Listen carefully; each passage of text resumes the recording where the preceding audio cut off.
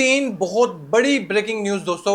Asia cup 2025 क्या opening ceremony होगी? Opening ceremony को रोकने के लिए एक बड़ा अदारा सामने आ गया है दोस्तों। क्या यूएई गवर्नमेंट उसकी रिक्वेस्ट को एक्सेप्ट करेगी? उस ओपनिंग सेरेमनी एशिया कप को रिजेक्ट कर देगी, यानी ओपनिंग सेरेमनी के बगैर ही एशिया कप स्टार्ट होगा।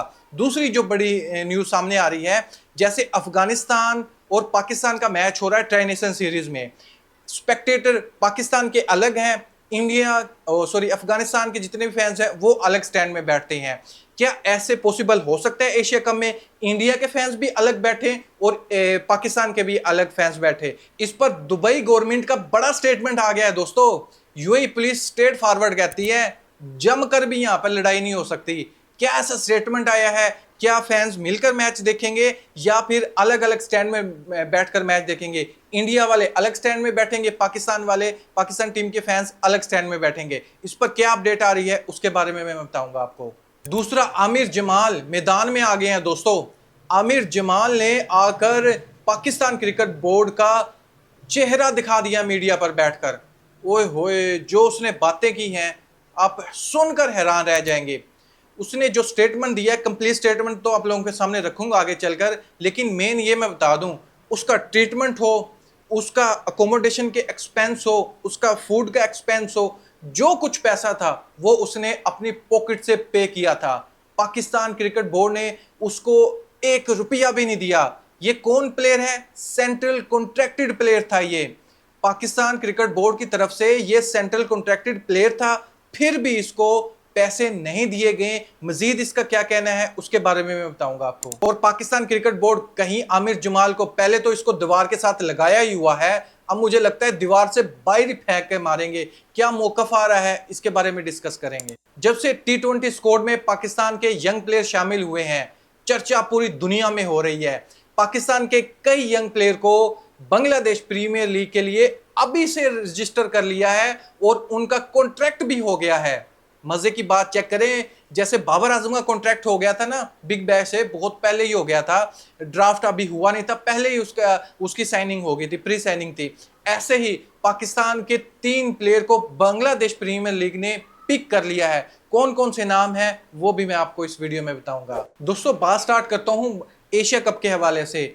एशिया कप इस दफा विदाउट ओपनिंग सेरेमनी होने जा रहा है। जी हाँ दोस्तों, और एशिया कप में इस दफा कोई ओपनिंग सेरेमनी नहीं होगी। बिल्कुल सिंपल तरीके से एशिया कप होगा।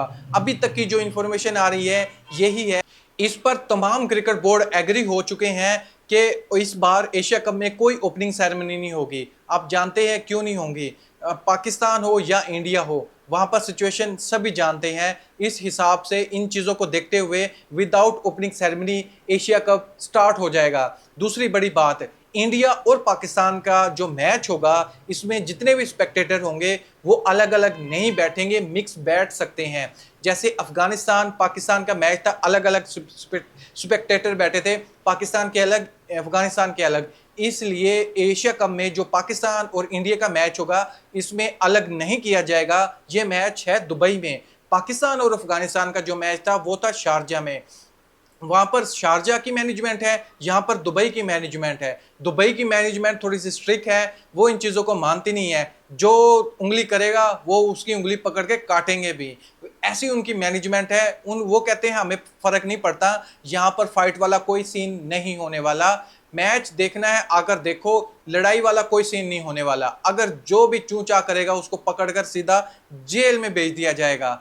पाकिस्तान और इंडियन टीम के जितने भी फैंस हैं वो एक ही जगह पर बैठकर मैच देख सकते हैं, अलग अलग स्टैंड इनके लिए नहीं बनाए जाएंगे। दोस्तों, अब बात करते हैं आमिर जमाल पर। आमिर जमाल ने बड़ा स्टेटमेंट दे दिया है दोस्तों।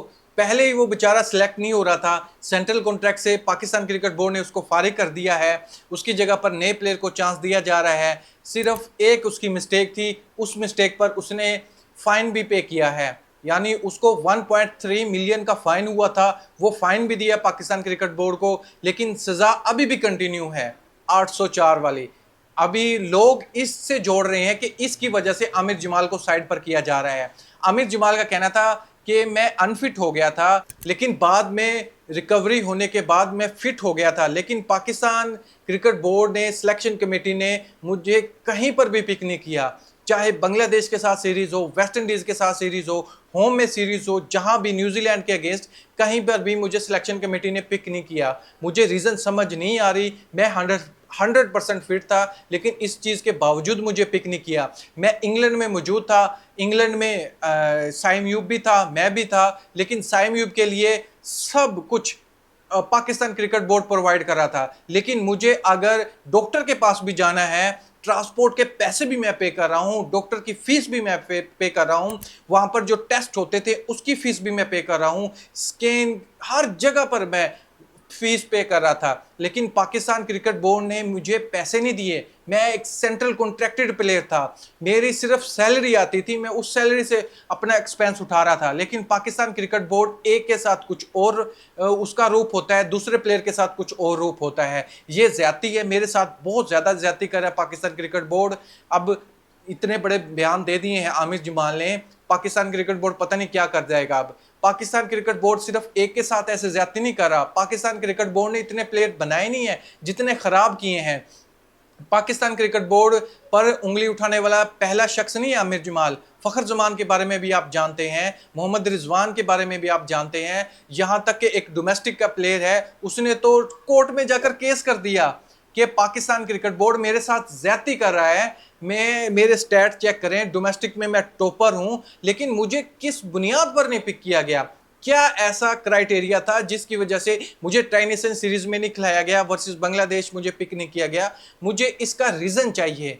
ये कोर्ट में फैसला है दोस्तों, अभी समाअत नहीं हुई, समाअत होने के बाद पता चलेगा कि आखिर वजह क्या है। लेकिन उसने दिल गुर्दा बड़ा करके पाकिस्तान क्रिकेट बोर्ड पर ही केस कर दिया है कि ये ज्यादती कर रहा है। मैं डोमेस्टिक में खेलने वाला बच्चा हूं, मैं मेहनत करता हूं, मैं टॉप करता हूं, फिर उसके बावजूद मैं ना पिक हूं, तो फिर इसके पीछे कुछ रीजन होना चाहिए, कोई प्लान होना चाहिए, बताना चाहिए कि भाई आप प्लान का हिस्सा हो। अभी यहां पर हमें सीनियर प्लेयर की जरूरत है, आने वाली सीरीज इस टीम के साथ है, वहां पर हम आपको पिक कर लेंगे।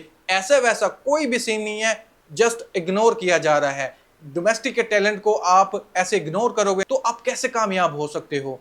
तो ये हकीकत है दोस्तों पाकिस्तान क्रिकेट बोर्ड की, जो कि आए दूसरे दिन कोई ना कोई प्लेयर पाकिस्तान क्रिकेट बोर्ड पर उंगली कर रहा होता है, लेकिन पाकिस्तान क्रिकेट बोर्ड वो उसकी उंगली को ही काट देता है और केस खत्म हो जाता है। यानी कोई पाकिस्तान क्रिकेट बोर्ड को पूछने वाला ही नहीं है कि भाई इतनी ज्यादती आप क्यों कर रहे हो प्लेयर के साथ। दोस्तों अब बात करता हूं बांग्लादेश प्रीमियर लीग के हवाले से। उनकी एक टीम ने पाकिस्तान के 3 प्लेयर को पिक कर लिया है। सफियान मुकीम को पिक कर लिया है, ख्वाजा नाफे को पिक कर लिया है और खुशदिल शाह को पिक कर लिया है। 3 प्लेयर को पिक कर लिया है। अपने आने वाले सीजन बांग्लादेश प्रीमियर लीग में जो होगा वो ये तीनों प्लेयर खेलते हुए आपको नजर आएंगे। दोस्तों ये पहले ही पिक हो गए हैं, कॉन्ट्रैक्ट साइन हो गया है। देखो पाकिस्तान टीम की जैसे यंग प्लेयर परफॉर्मेंस दे रहे हैं। सफियान मुकीम आप जानते हैं अच्छी बॉलिंग करते हैं, बांग्लादेश के अगेंस्ट इसकी बॉलिंग जो स्पेल था वो सबसे कम था, यानी इकोनॉमी में सबसे कम थे। ये 4 ओवर कराते हैं, 20 रन देते हैं, 3 विकेट हासिल करके जाते हैं। अगले मैच में 2 फिर 1, ऐसे 20 रन से ज्यादा ये स्कोर नहीं दे रहे थे, जहां पर 190 रन पड़ रहे हो, 200 रन पड़ रहे हो। इस वजह से पिक करना तो बनता था, बांग्लादेश प्रीमियर लीग ने इसको सफियान मुकीम को पहले ही पिक कर लिया है। खुशदिल शाह के स्टैट बहुत अच्छे हैं, बांग्लादेश में जाकर वो अच्छा खेलते हैं। और ख्वाजा नाफे के इंटेंट के बारे में आप सभी जानते हैं। दोस्तों लास्ट में आपसे आपका ओपिनियन जानना चाहूँगा, Asia cup without opening ceremony होने जा रहा है, क्या ये सही स्टेप है या फिर इसके बारे में आप कुछ और कहना चाहेंगे? दूसरा, पाकिस्तान और इंडिया के जितने स्पेक्टेटर हैं वो मिक्स बैठेंगे, अलग अलग स्टैंड नहीं है। इन सभी चीज़ों को आप किस नज़र से देखते हैं? अपनी राय कमेंट बॉक्स में मुझे ज़रूर बताइएगा। थैंक यू, अल्लाह हाफिज़।